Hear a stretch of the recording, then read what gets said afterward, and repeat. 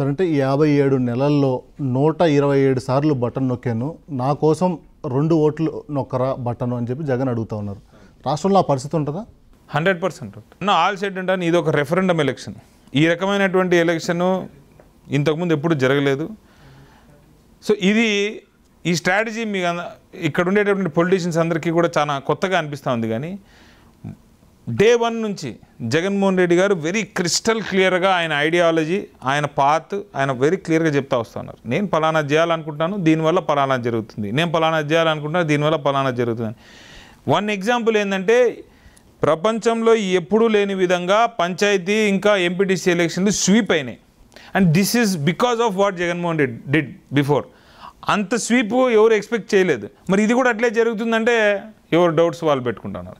వీళ్ళు ఎన్ని కుల రాజకీయాలు చేసినా, ఎన్ని మత రాజకీయాలు చేసినా, ఇంకా ఏమి చేసినా కూడా చంద్రబాబు నాయుడు, పవన్ కళ్యాణ్ గారు, ఇంకెవరైనా కూడా 100% మళ్ళీ వైఎస్ఆర్సీపీ గెలుస్తుంది.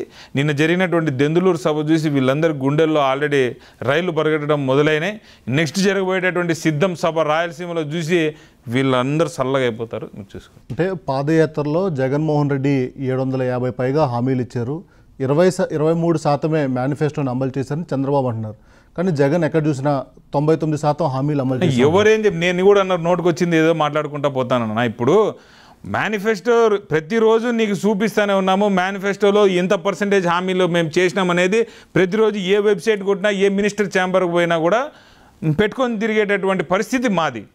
మేనిఫెస్టో వెబ్సైట్లో నుంచి తీసేసినటువంటి పార్టీ మీది. వాళ్ళు చెప్పే చెత్త అంతా కూడా విని దాన్ని కంపేర్ చేయడం, నిజంగా ఇట్లా కంపేర్ చేస్తున్నాడు అంటే ఎవడైనా అతనికి బుద్ధి లేదని అర్థం. అంటే సూటిగా ఒక ప్రశ్నకు సమాధానం చెప్పండి. 127 సార్లు బటన్ నొక్కారని చెప్తా ఉన్నారు. ఉద్యోగాలు అన్నారు, ఎందుకు బటన్ నొక్కలేదు? సిపిఎస్ రద్దు అన్నారు, ఎందుకు నొక్కలేదు? రైతు ఆత్మహత్యలు, ఎందుకు బటన్ నొక్కలేదు? దాంతోపాటు ఇంకా అనేక చెప్పారు, అవన్నీ ఎందుకు బటన్ నొక్కలేదని చంద్రబాబు ప్రశ్నిస్తారు. దేశంలోనే ఎప్పుడూ లేని విధంగా 4.5 lakh government jobs, permanent government jobs we have created. దాని గురించి ఎవడు మాట్లాడకుండా మీరు ఎంతసేపు ఉద్యోగాలు ఇవ్వలేదంటే ఇవి ఇచ్చినవి ఏంది? ఇచ్చిన ఉద్యోగాలు కదా. చంద్రబాబు నాయుడు ఎన్ని ఉద్యోగాలు ఇచ్చినాడు? 39,000 గవర్నమెంట్ ఉద్యోగాలు ఇచ్చినాడు. నేను 4.5 లక్షలు ఇచ్చిన. దానికి దీనికి ఏం కంపారిజన్ అన్న? We're almost 10 times more. దాన్ని విడిచిపెట్టేసి ఇంకా ఉద్యోగాలు ఇవ్వలేదంటే ఇప్పుడు మన జనాభా ఎక్కువ, ఎంత ఎక్కువ జనాభా ఉంటే అన్ని ఉద్యోగాలు ఇవ్వలేరు కదా. సో నువ్వు ఎవరికైతే ఉద్యోగం రాలేదో వానికి కనెక్ట్ అవుతుంది కదా అని చెప్పి నోటుకు వచ్చింది చెప్తే 4.5 lakh ఉద్యోగాలు we have created. It is record. దాన్ని వదిలేసి నువ్వు అనవసరంగా ఉద్యోగాలు లేదు, మీరు అనవసరంగా దివాలా తీస్తుంది. శ్రీలంక అయిపోయిందని చెప్పింది ఈ పెద్ద మనిషే.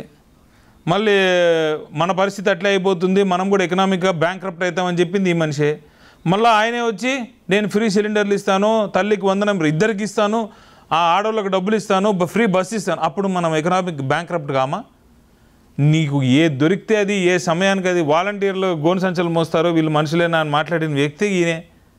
మరి ఎట్లా నమ్ముతారన్న జనాలు? అసలు చంద్రబాబు నాయుడు గారిని ఎవరైనా నమ్మినారు అంటే వాడంత బుద్ధి లేని కదా ఇంకోటి లేడని నా ఫీలింగ్.